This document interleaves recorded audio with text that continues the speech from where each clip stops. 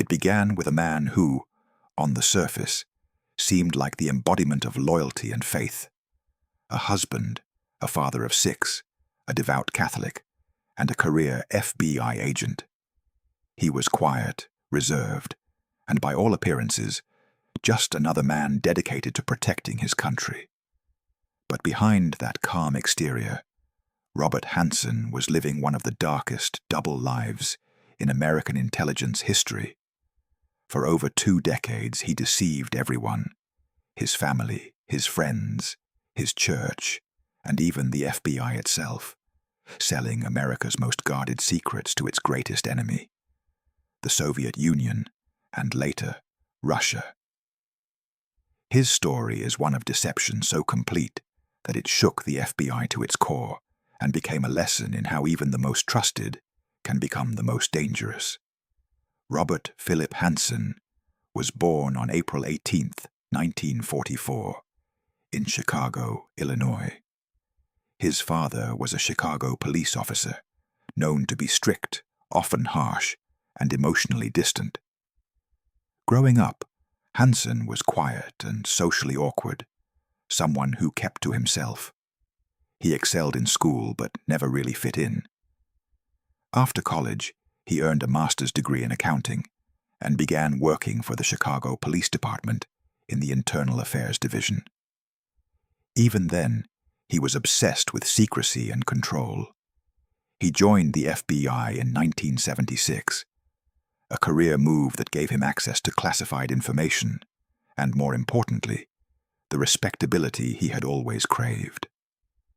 His colleagues described him as odd but competent, not the type of person to draw suspicion. He worked in counterintelligence, ironically focusing on tracking Soviet spies operating inside the US. He was, in many ways, the very man tasked with preventing the kind of betrayal he himself would soon commit. The irony began in 1979. Out of nowhere, Hanssen made the fateful decision that would define his life. He approached the Soviet intelligence agency, the GRU, and offered his services. No blackmail, no coercion, just greed, ego, and the thrill of power. He wanted money, yes, but more than that, he wanted to prove that he was smarter than everyone else in the FBI. He thought he could beat the system from within. At first, his actions were subtle. He shared documents, classified assessments, and technical data. But soon, he escalated. He handed over the names of double agents, men secretly working for the United States inside the Soviet Union. Those names led directly to their capture and execution. Hanssen's betrayal cost lives. Each time he passed information, he received cash or diamonds in return. He didn't flaunt his wealth. He quietly hoarded it, hiding his rewards in secret places, never wanting to appear suspicious. Hanssen's code name for the Soviets was Ramon. He never met his handlers face to face.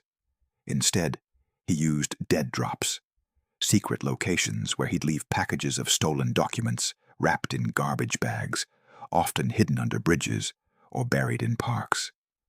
In return, the Soviets would leave money in equally secret locations. It was a silent, invisible relationship, a deadly dance between an agent and his unseen masters. By the mid-1980s, Hanssen's life was divided in two. By day, he was a devoted FBI man, attending Mass, talking about faith and morality, and mentoring younger agents. By night, he was meticulously combing through FBI systems for the next set of secrets to sell. He rationalized his actions through a twisted logic, believing that his information wouldn't directly harm his country, that he was simply balancing power between the US and Russia. But the truth was far darker. In 1985, his leaks helped the Soviets identify and execute several key US sources, including Dmitry Polyakov, one of the most valuable double agents the CIA ever had. Hanssen's betrayal dealt a crushing blow to American intelligence, though at the time, No one knew who was responsible. In 1991, after years of feeding the KGB, Hanssen briefly stopped spying.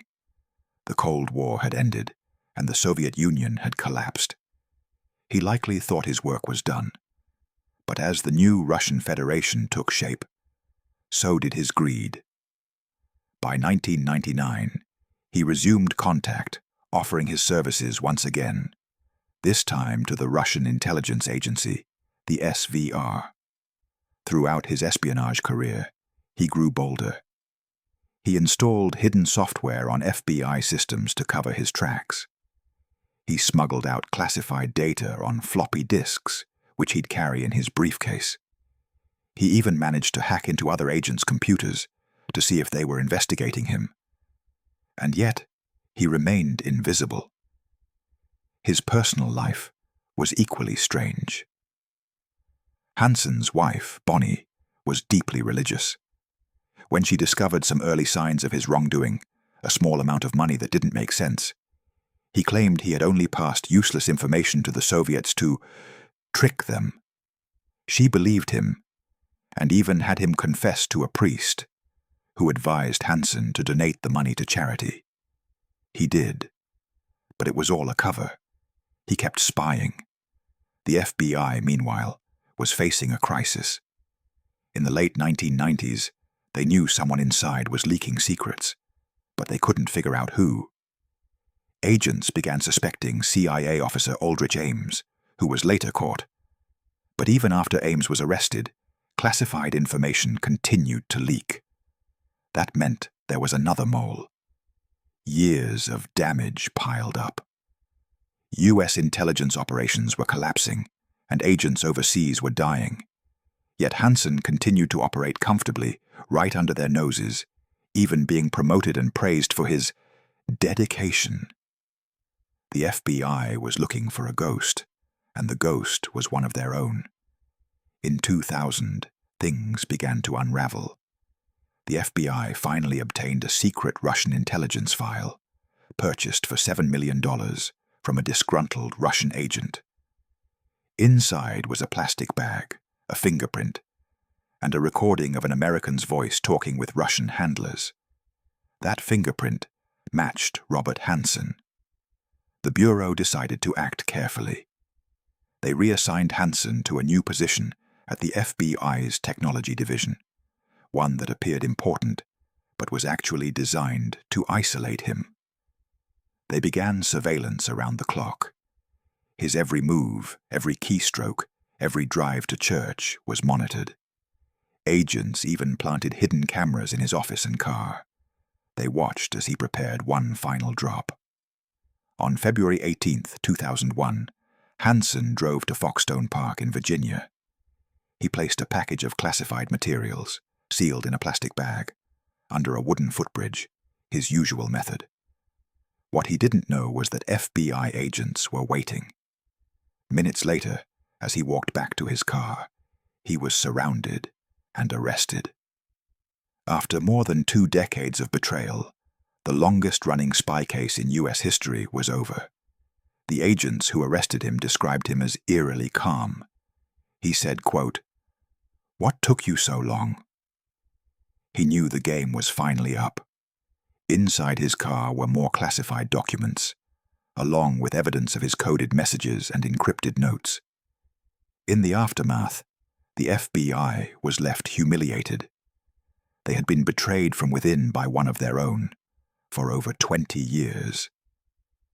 Hanssen's actions had exposed nuclear defense strategies, satellite operations, and dozens of human assets.